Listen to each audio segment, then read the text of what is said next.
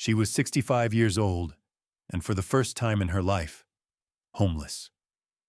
Her two grown sons, men she had nursed through fevers and taught to read, had sold her home from under her to settle their mining debts. She was left with nothing but the clothes she wore, a small trunk of sewing notions, and the deed to a collapsing trapper's cabin high in the San Juan Mountains, a place no one had wanted for 40 years. But what her sons and the world didn't know was that beneath the rotted floorboards of that forgotten cabin lay a secret kept by her father. A secret that would not only give her shelter, but would rewrite the ownership of the entire valley. This is the story of Margaret Doyle, and how the quiet skills of a lifetime allowed her to reclaim a world that had cast her out. Margaret was born in the spring of 1822, not in the sharp-edged mountains of Colorado, but in the rolling green hills of County Clare, Ireland. She was Margaret O'Connell then, the only child of Liam and Ioife O'Connell. Her father was a man of the land, but not a farmer. He was a trapper and a hunter, a man who knew the language of the wind and the habits of the fox. Her mother was a woman of quiet strength, with hands that were never still, always spinning wool or tending the small garden that fed them. Their life was spare but not poor, held together by the strong threads of work and affection. But the world was changing, and the potato blight that would later starve the nation was already casting long, hungry shadows. When Margaret was 5, Oife succumbed to a fever that swept through the village, leaving a void in their small cottage that felt as vast and cold as the Atlantic. Liam, his heart fractured but his will intact, looked at his small daughter and knew he could not let her be consumed by the same hardships that had taken her mother. He sold his few possessions, packed a single sea chest with his traps, a rifle, and his wife's silver locket, and took Margaret's hand, walking them to the port at Cove. They were bound for America. The journey was a blur of salt spray and sickness, but Liam's presence was a constant, solid warmth. He held her on the crowded deck and pointed to the endless horizon, not with promises of gold, but of space, of air, of a place where a man's skill could still earn him a life. They landed in New York, a city of bewildering noise and speed, and worked their way west over years, Liam taking whatever work he could find, clearing land, building railroads, scouting for wagon trains. Through it all, he was her teacher. He taught her to read not from a proper school book, but from the Bible and tattered copies of Shakespeare he traded for pelts. He taught her to patch her own clothes with a neat, strong stitch, to identify edible plants, to read the weather in the clouds, and to be silent in the woods. He taught her that competence was a form of grace, and that self-reliance was the only true wealth. When she was 12, he carved her a small bird from a piece of pine, a tiny, perfect wren, its head cocked as if listening. It was the only toy she ever had, and she kept it always. They finally settled in the raw, new territory of Colorado, in the high, formidable San Juan Mountains, where the beaver were still plentiful. Liam built a one-room cabin with his own hands, felling the lodgepole pines and setting the river stones for the foundation and chimney. It was there, in that small, sturdy shelter, that Margaret spent her girlhood, learning the rhythms of the seasons and the deep, abiding solitude of the high country. She loved her father with a fierce, quiet devotion. He was a man of few words, but his love was in every lesson, in the way he made sure her boots were dry, in the extra blanket he laid over her on cold nights. At 19, she met Thomas Doyle, a prospector who had come to the mountains not for pelts, but for silver. He was a kind man, with a gentle smile and a dreamer's heart, a stark contrast to her practical, earth-bound father. Liam did not disapprove, but he watched with a cautious eye. "He looks at the rock, Maggie," he told her once, his voice soft. "He's looking for what's in it. Never forget to look at the rock itself." She married Thomas, and they moved down from the high trapping grounds to the fledgling town of Silver Creek, which was just beginning to spring up in the lower valley. Thomas built them a small, respectable house, and Margaret made it a home. She planted a garden, and her skills with a needle, once used for mending canvas and buckskin, were now turned to finer things. She became the town's seamstress, her stitches as reliable as the sunrise.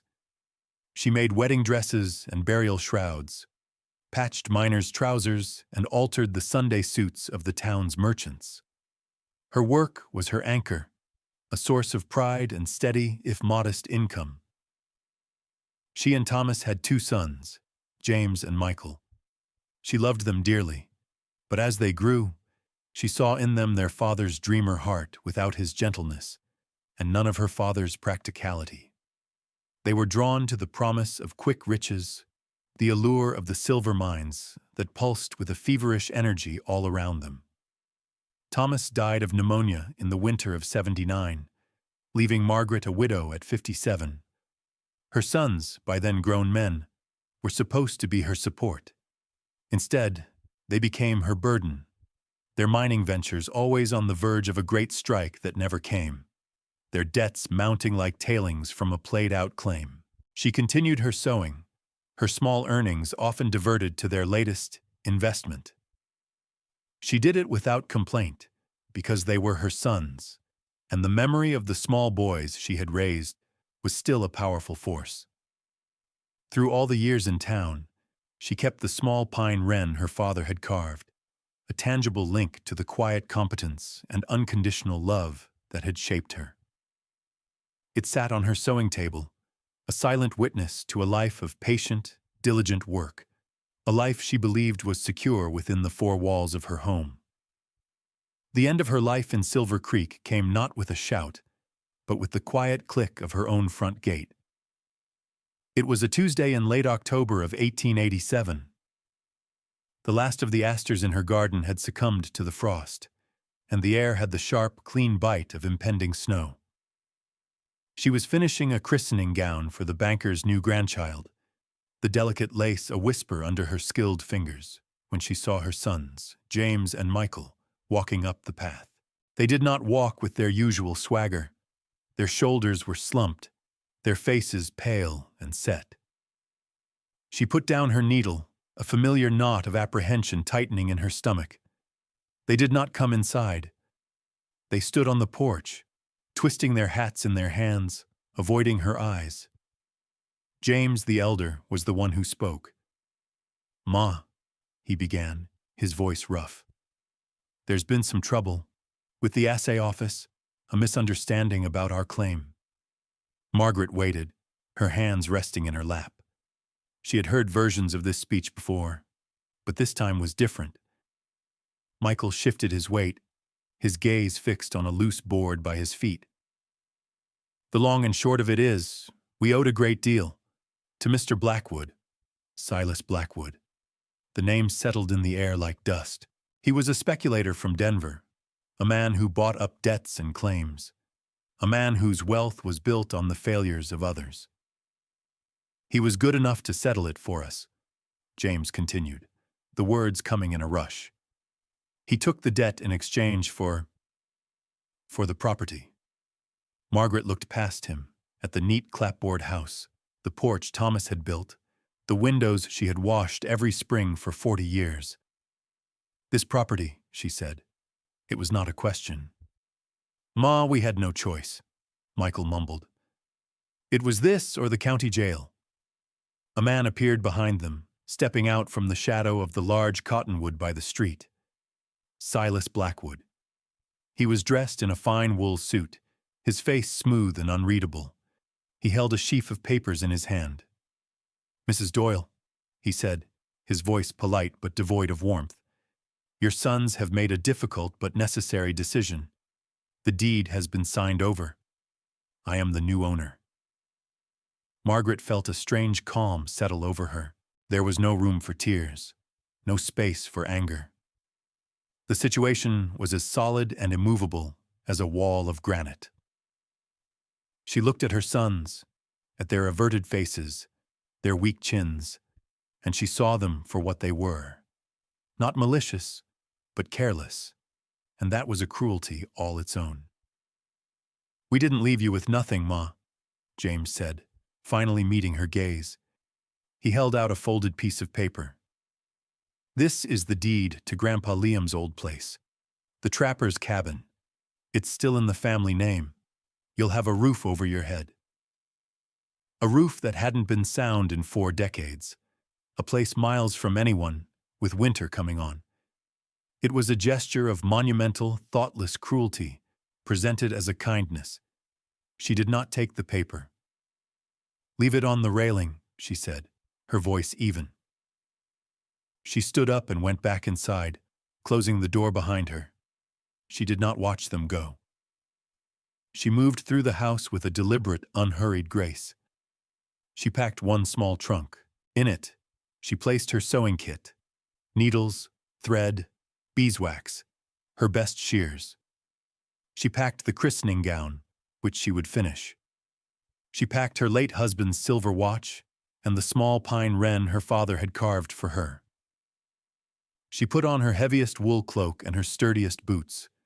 When she walked out of the house an hour later, the deed was sitting on the porch railing, weighted down by a rock. Her sons were gone. Silas Blackwood was standing by the gate watching her. She walked past him without a word, her back straight, carrying the trunk that held the entirety of her 65 years.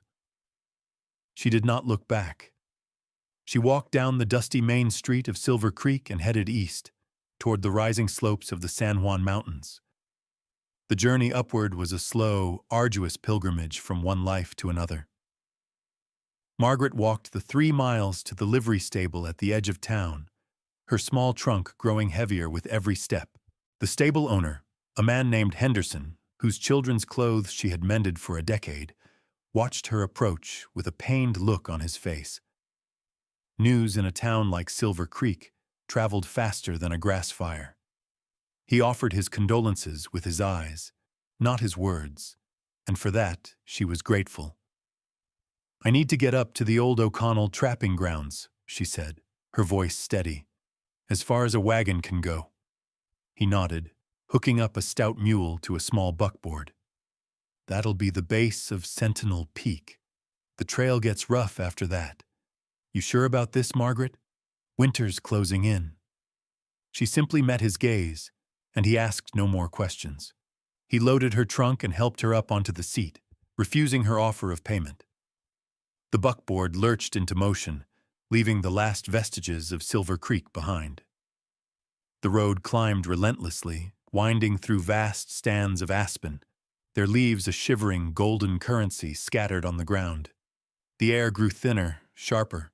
The scent of dust and town life gave way to the clean, resinous perfume of pine and the damp, earthy smell of the high country. Margaret sat straight, her hands folded in her lap, observing the transition with a familiar calm. This was her father's world. She had not been this high in the mountains for over 40 years, but her body remembered it. She felt the pull of the altitude in her lungs, the way the sunlight, filtered through the high, thin atmosphere, seemed both brighter and colder. They passed abandoned mining claims, the skeletal remains of sluice boxes and headframes stark against the blue sky, monuments to the very ambition that had cost her a home. She felt no bitterness, only a distant, quiet pity for the men who spent their lives chasing whispers of color in the rock, blind to the wealth of the forest, the water, and the sky around them. After several hours, Henderson pulled the mule to a halt.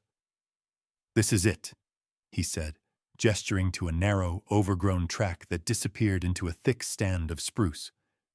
"Trail starts here. It's another 2 miles, maybe 3, to where I reckon your father's cabin is, by the fork in the creek."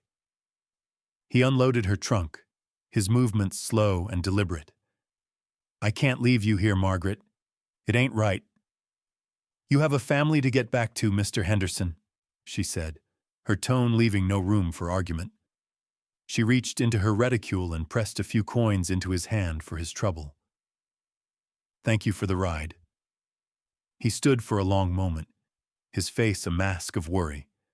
Then he finally climbed back onto the buckboard and turned the mule around. She watched until the wagon was out of sight, its rattling fading into the vast silence of the mountains. Then she turned to face the trail. She was 65 years old. The trunk was heavy, filled with the tools of her trade and the talismans of her heart. She hoisted it, her muscles protesting, and began to walk. The trail was barely visible, littered with fallen branches and loose rocks. It climbed steeply, and soon she was breathing hard, her heart pounding a heavy rhythm against her ribs. She moved slowly, with the patient, energy-conserving gait her father had taught her. One step, then another. She did not think about the cold, or her age, or the injustice that had brought her here. She focused on the world around her. She noted the fresh tracks of a deer, the scolding chatter of a squirrel, the way the moss grew thickest on the north side of the trees. These were the things that were real. This was the language she still understood. The sun began to dip behind the western peaks, casting long purple shadows across the landscape. The temperature dropped sharply. Finally, through the trees, she heard it, the sound of moving water. She pushed through a final curtain of spruce branches and found herself on the bank of a rushing creek. And there, nestled in a small clearing on the other side, was the cabin. It was smaller than she remembered and more dilapidated. From across the creek, it looked less like a dwelling and more like a part of the landscape that was slowly surrendering to the forces of gravity and time. The roof, once tightly packed with sod and pine shingles, now sagged in the middle like the back of an old horse. The stone chimney her father had built with such care was leaning at a precarious angle, a dark gap showing where several stones had fallen away. The single window was a dark, vacant eye, its glass long gone. A thicket of wild raspberries grew against the south wall, their thorny canes reaching up as if to pull the logs apart. Margaret found a place where the creek ran shallow over a bed of smooth stones and waded across. The icy water a shocking jolt that went straight to her bones. She set her trunk down on the damp ground and approached the cabin slowly, her heart a strange mix of sorrow and homecoming. The log walls, hewn from massive lodgepole pines, were still sound for the most part, the timber seasoned by 40 winters. But the chinking, the mix of mud, moss, and grass her father had packed between the logs to keep out the wind, had crumbled away in many places, leaving gaps through which the fading daylight shone. The door, made of thick, adzed planks, hung crookedly on one leather hinge. She pushed it open. It scraped against the floor with a protesting groan. The inside was a single room, perhaps 12 feet by 16. It smelled of damp earth, mildew, and the faint, lingering scent of wood smoke, a ghost of the fires that had warmed it long ago. A thick layer of dust, leaves, and mouse droppings covered everything. A simple wooden bunk was built into one wall, its ropes rotted away. In the center of the room stood a rusted, three-legged stove, its pipe disconnected and lying on the floor. The floor itself was made of puncheons, logs split in half and laid flat side up, but many were warped and soft with rot. It was a ruin. It was a place of profound decay. But as Margaret stood there, in the deepening twilight, she did not see only the ruin. She saw the good bones of the place. She saw the solid foundation stones that had not shifted an inch. She saw the massive ridgepole, straight and true, that still supported the sagging roof. She saw the careful, precise joinery in the corners, where her father had notched the logs together, a testament to his skill and patience. He had built this place to last, and it had. It had waited for her. She ran her hand over the cool, rough surface of the hewn logs. This was not a house sold out from under her. This was not a speculator's asset. This was a legacy. It was broken and neglected, but it was hers. She swept a space clear on the floor with the edge of her boot, set down her trunk, and sat upon it as darkness filled the small, broken cabin. She was cold, she was tired, and she was utterly alone. But for the first time since her sons had appeared on her porch, she felt the first faint stirring of something that was not despair. It was the feeling of work to be done.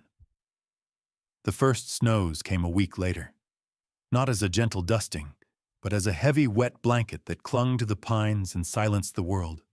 Margaret had spent that week in a fever of activity, driven by the urgency of the approaching winter.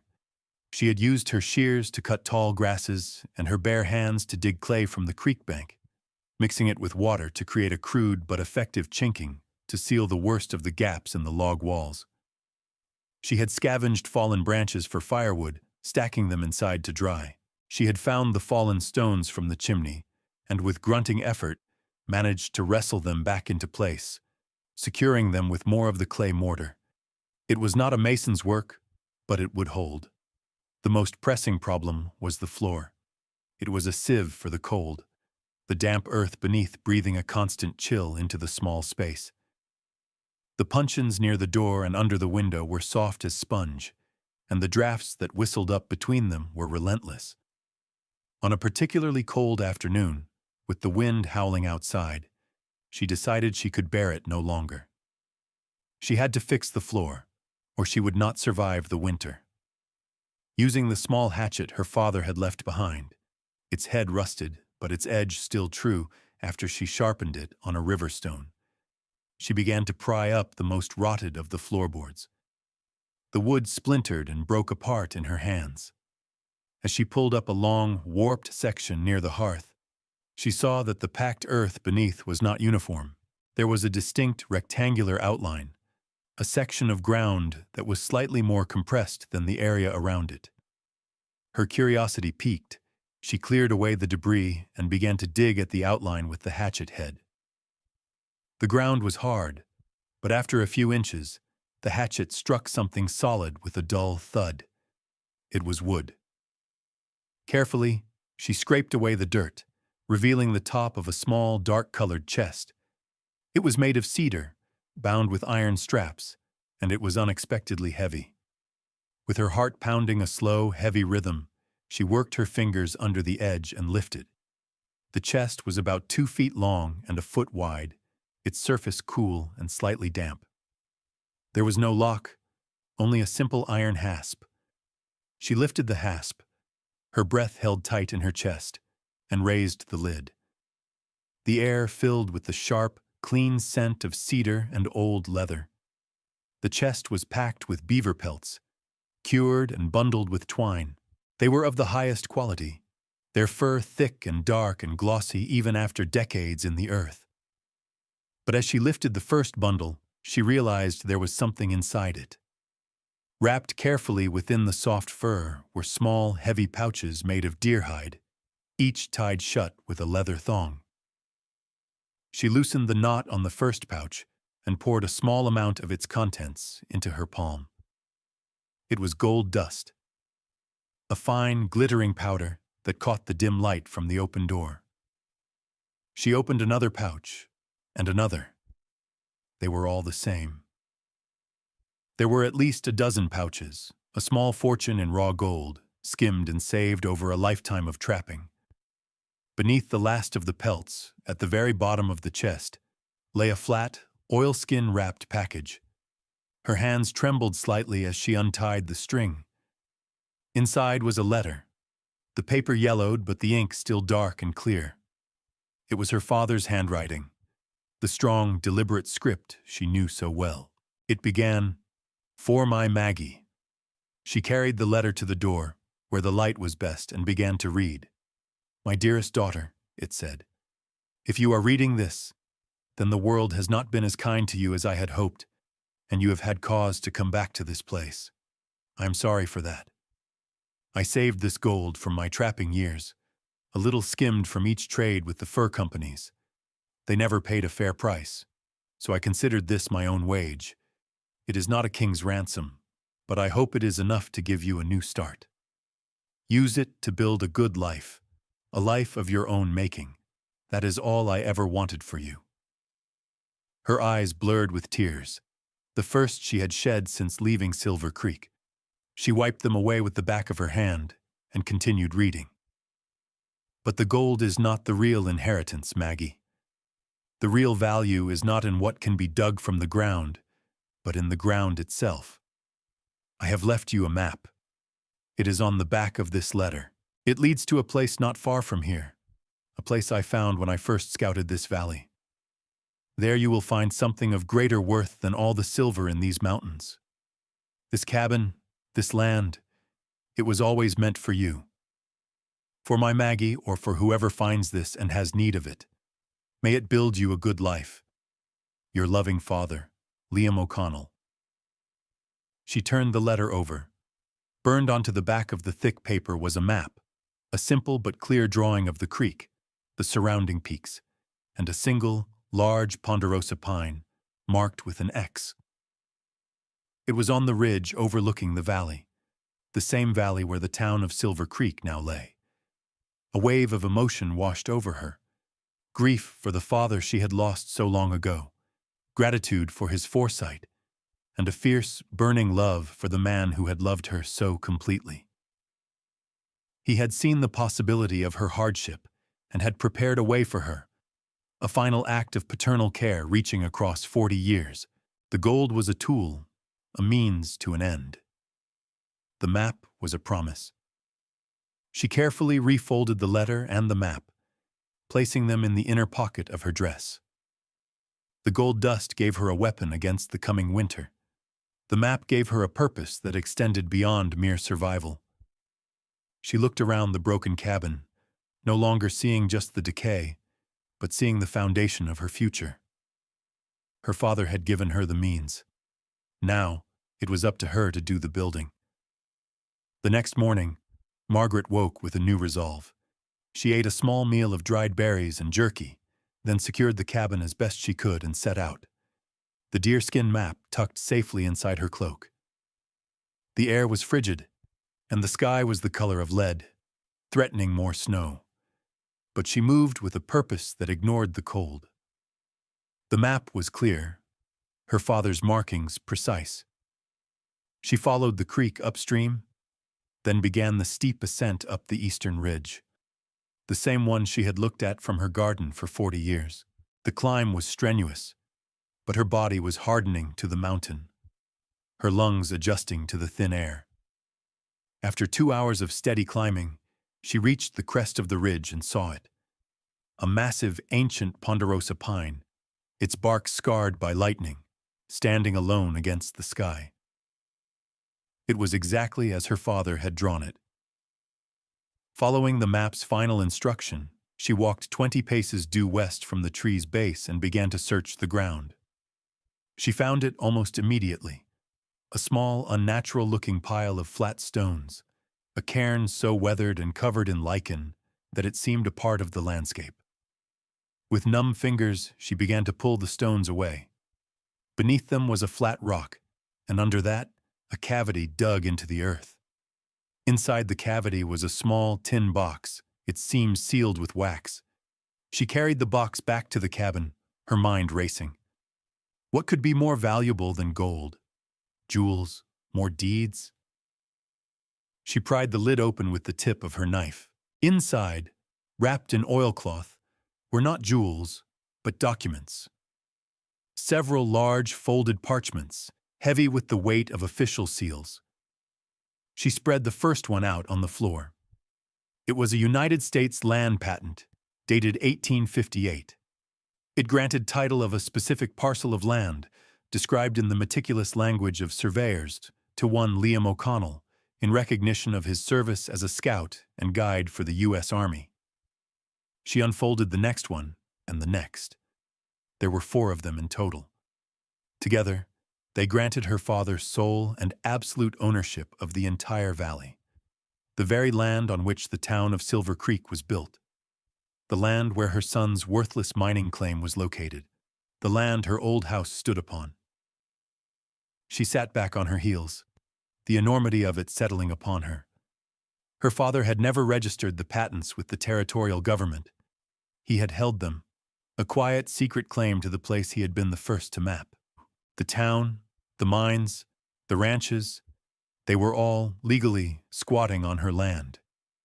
The sale her sons had made to Silas Blackwood was void. They had sold something they had never owned. Her father's words echoed in her mind. The real value is not in what can be dug from the ground, but in the ground itself. He had understood. He had secured the one thing that truly mattered. This knowledge changed everything. It was no longer just about surviving the winter. It was about reclaiming her life. But first, the cabin.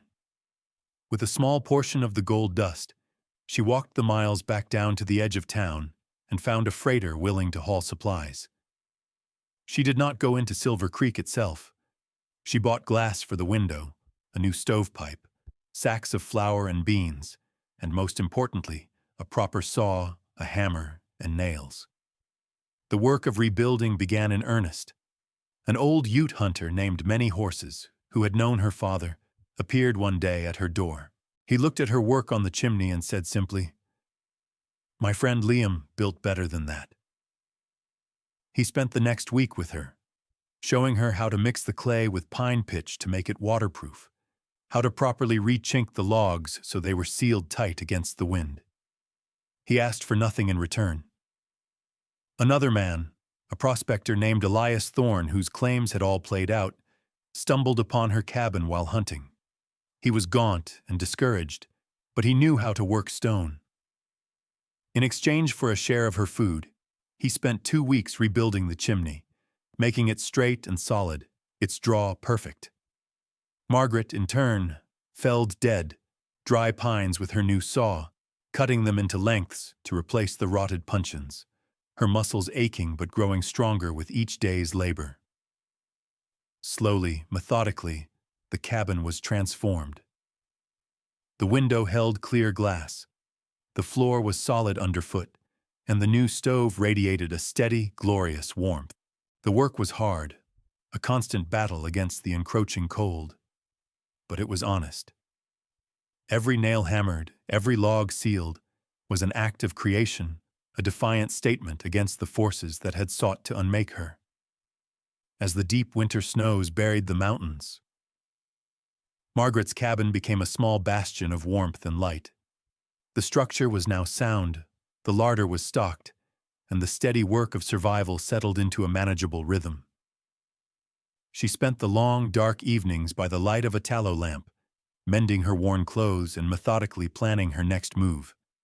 She was no longer just a survivor. She was a landowner with a duty to her inheritance. In late March, when the first signs of the thaw began, she packed a small satchel with the tin box of patents and a pouch of gold dust. She left the cabin in the care of Elias Thorne, who had become a quiet and respectful fixture, his presence a comfort against the immense solitude. Dressed in her warmest cloak, she made the long journey back down to Silver Creek.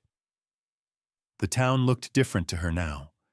She saw not a community that had rejected her, but a collection of buildings and lives situated on land that belonged to her. She walked with a quiet confidence that drew curious stares. She did not go to her old house. She went directly to the county courthouse, a small clapboard building that smelled of stale paper and chewing tobacco. The county clerk was a young man named Peterson, overwhelmed and harried.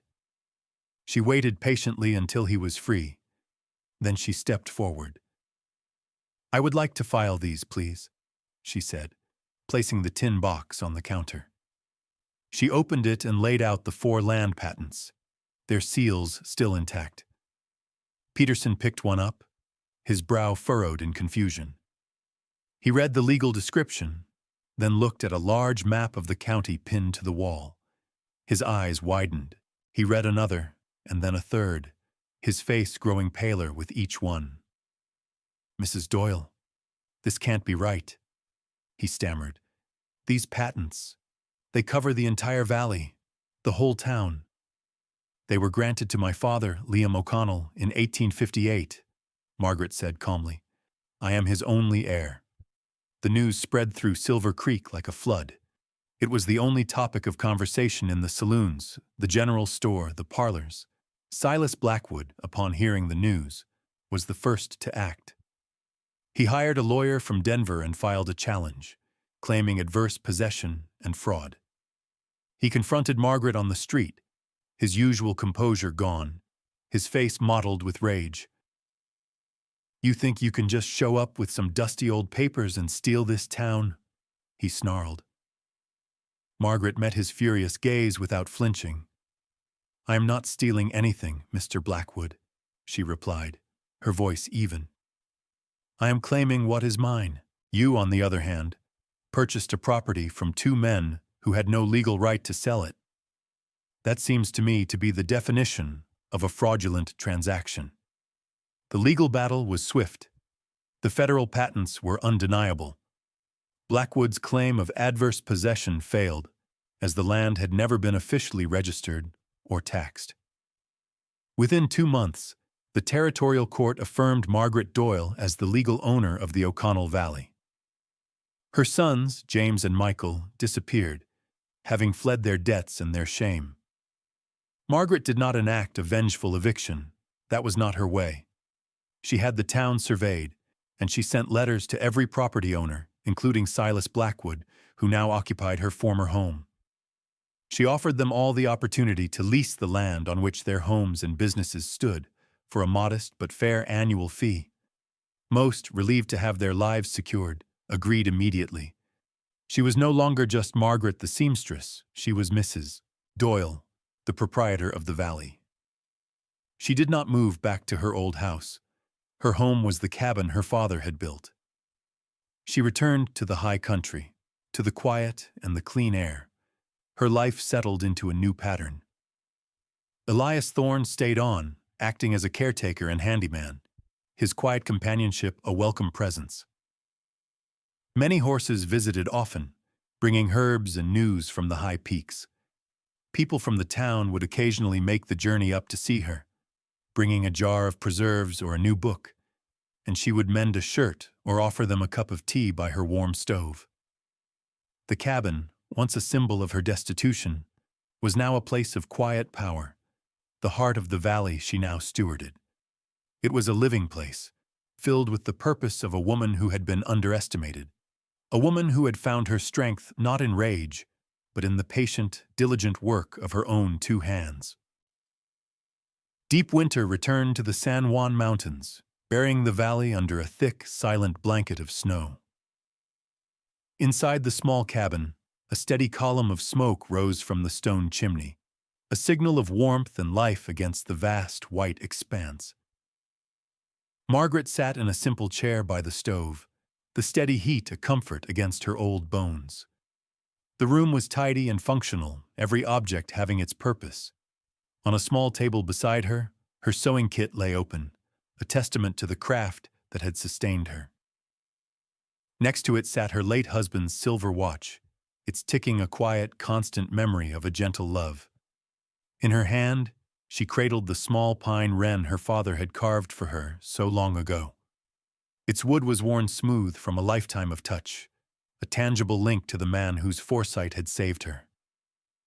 She ran her thumb over its tiny carved wing, thinking of him.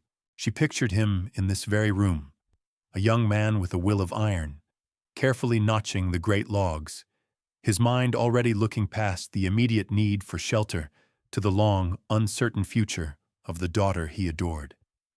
He had seen the true nature of wealth, not in the fleeting glitter of silver, but in the enduring value of the land itself. He had left her not just a place, but a legacy of self-reliance, a belief in the power of competence. She thought of her sons, James and Michael. The anger she might have once felt had long since dissolved into a kind of weary sorrow. They were like their father, Thomas, in their dreaming, but they lacked his fundamental kindness. They had been blinded by the promise of easy riches, a fever that had caused them to discard what was most precious. She hoped, wherever they were, that they might one day understand the difference between price and value. The cabin was her fortress and her sanctuary. Every solid floorboard, every sealed chink, every pane of clear glass was a part of her story. She had not been given this home. She had earned it, board by board, stone by stone. She had taken the ruin she was handed, and with the skills taught to her in childhood, she had rebuilt it, and in doing so, had rebuilt herself. The community she had found was not one of church socials and polite conversation, but one forged in shared labor and mutual respect. Elias Thorne, now her steadfast friend, kept the woodpile high. Many horses provided knowledge of the mountains that no map could contain.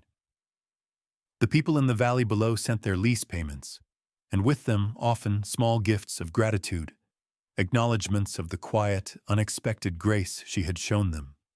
She was 66 years old now. She had been cast out, left with what was considered nothing. She had faced the wilderness and the winter alone, and she had not only survived, she had prevailed. She had taken a worthless deed to a rotting cabin and uncovered an inheritance that had made her the master of her own fate. Margaret Doyle was 66 years old, and she was home. She had a few pouches of gold dust and a set of old patents to her name, and with them she had bought back her life. It was the best inheritance she had ever received. The story of Margaret Doyle reminds us that what appears to be an ending can often be a new beginning in disguise. The things we inherit, both the tangible and the intangible, can hold a power we may not recognize at first. Have you ever discovered unexpected value in something that others had overlooked or cast aside? Share your stories of finding treasure in unexpected places, and if you believe in the power of quiet resilience, please share this story with others who might need to hear it.